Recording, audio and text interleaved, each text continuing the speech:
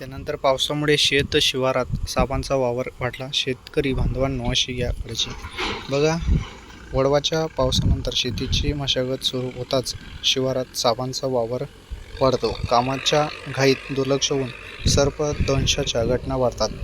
वेळीच उपचार मिळाले नाहीत तर शेतकऱ्यांवर जीव गमवण्याची वेळ येते.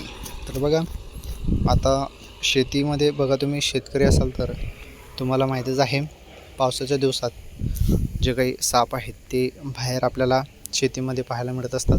तर थोडं काळजी घ्या भावांनो, कारण आता पावसामुळे शेत शिवारात सापांचा वावर वाढला आहे. त्यामुळे शेतकरी बांधवांनो काळजी घ्या. त्या संदर्भात बातमी होती.